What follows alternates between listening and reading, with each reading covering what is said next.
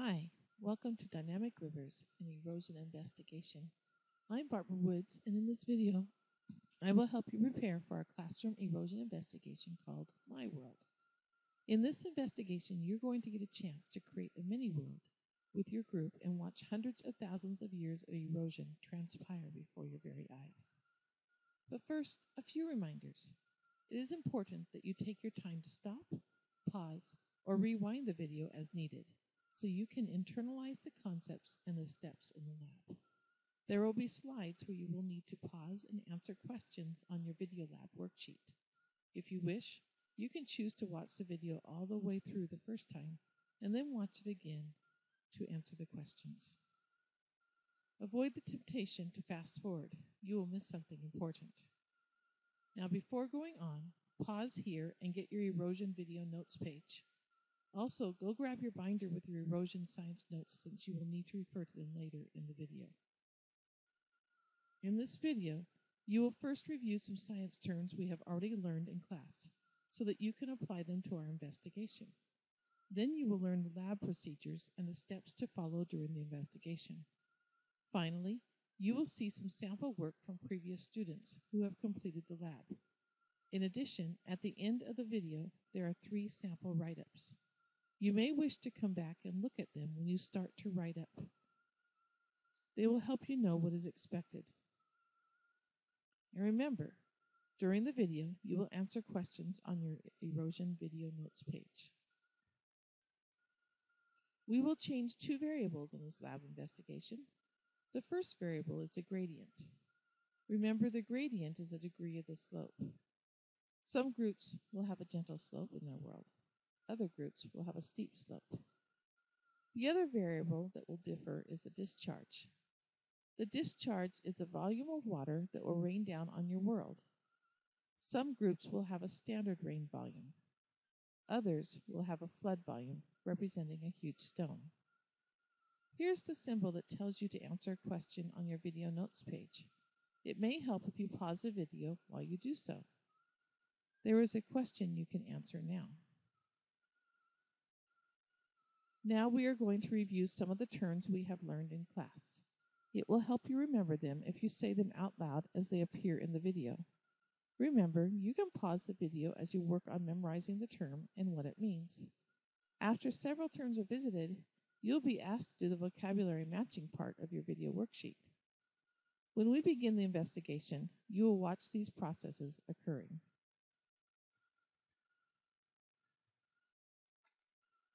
Erosion is the process of moving weathered material from one location to another.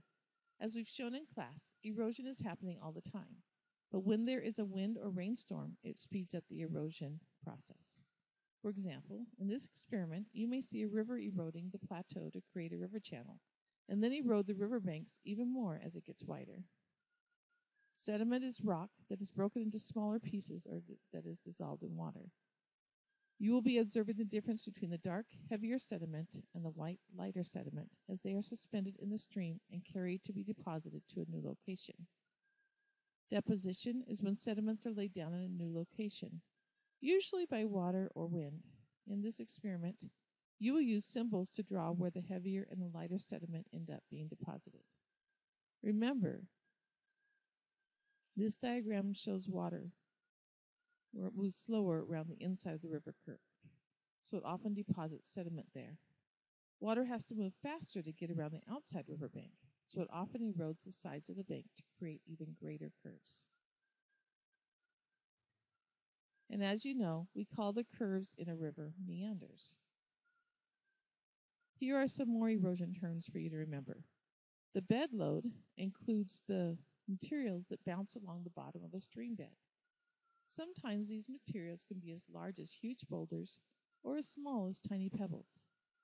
The suspended load includes the smaller materials that are carried along with the flow of water. In this experiment, you will watch darker and lighter particles being carried along or suspended in the river, then deposited. The dissolved load is harder to watch since it is dissolved and you can't see it. Sometimes on the day after the experiment, you will see where the dissolved load ended up as the water begins to evaporate. During our experiment, you may see two landforms develop that occur when a river goes down a slope and then enters a flatter area. An alluvial fan is a triangular shape of land that forms when the sediments, or alluvium, are deposited at the base of a mountain as the water goes onto dry land and slows down. A delta is formed when the river goes into a body of water and deposits the sediment or alluvium as it slows down at the edge of the lake or stream. Both of these triangular shaped landforms are caused by sediments depositing when the river flows down at a flatter area. So what is the difference between the two? Well, we call it an alluvial fan when it forms on dry land, and a delta when it forms in water. Take a couple of minutes to pause here and review the following terms and their definitions from your notes in your binder. I will say each term so that you can remember how it is pronounced. It will help you remember it if you say it with me. Canyon, plateau, runoff, percolation, slump, floodplain, drainage basin. Pause here while you review your notes.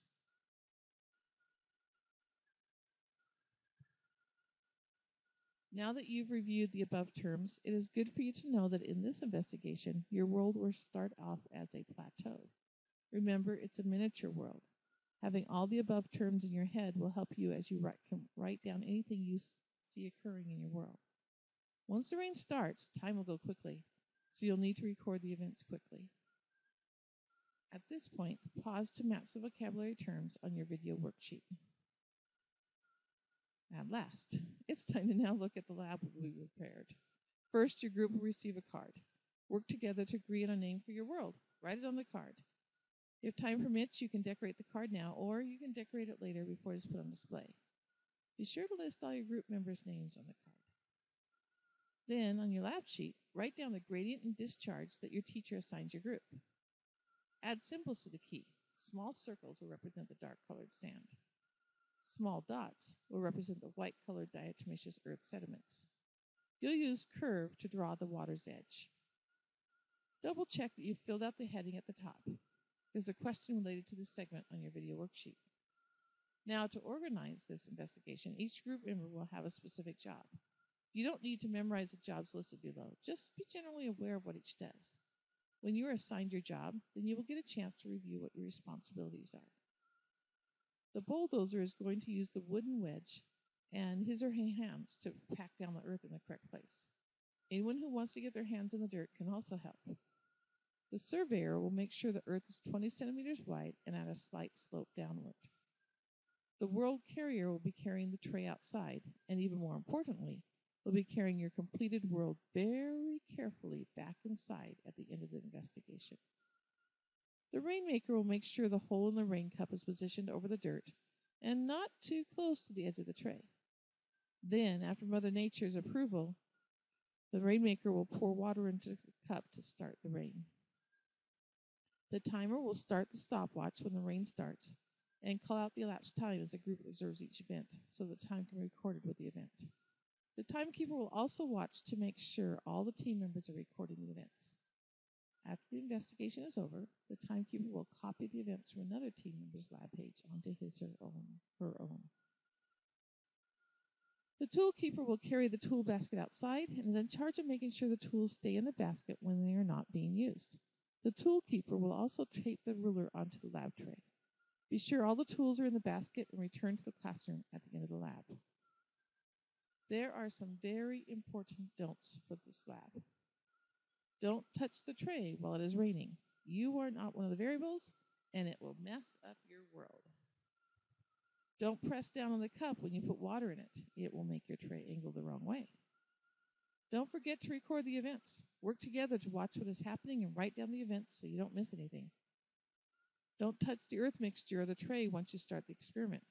A monstrous giant, otherwise known as you, is not one of the variables we are testing on your miniature world. Do, on the other hand, use science terms as much as possible as you talk about the lab and record the events. So finally, it's time to look at what the lab will look like. Will you be seeing a canyon, delta, or a slump created in your world? Perhaps you'll see all three, and maybe even more. Here's a drawing showing what your lab tray will look like. The bulldozer and anyone else will shape the earth at a slight slope with a cliff at the end. The surveyor will make sure the tray is on a slope that slopes away from the earth's side of the tray, and will measure the earth to be sure it is 20 centimeters long. All of you will make sure there is a wedge under the tray on the earth's side. If your group has been assigned a steep slope, you'll also use a book under the wedge to make your slope steeper. Whoa. After the tool keeper tapes the ruler onto the tray, the rainmaker will make sure the hole in the bottom of the rain cup isn't too close to the edge of the tray. Be sure the correct side of the tray is sloping downhill. Then raise your hand to alert Mother Nature that you're ready. She has discarded her usual costume and is in lab coat attire for today. She'll be checking to see that everyone has their lab sheet and pencil ready for recording, so have them ready before you raise your hands. Once Mother Nature gives you the approval, the rainmaker will go to the water source, either the sink in the classroom or a bucket outside of the classroom, and fill up a cup of water. At this point, be sure everyone has their lab sheet and pencil ready and that the timer is ready to press the button. When the timer says go, the rainmaker pours the water in the rain cup and everyone begins observing and recording the erosion events. Talk about your world as you watch hundreds of thousands of years of erosion happen right before your eyes. Here's an example of what one group recorded for their erosion events. Usually the times aren't on even minutes like this one shows. Remember, everyone writes down the events except the timer. Here's an example of what one group's erosion lab looked like after the rain stopped.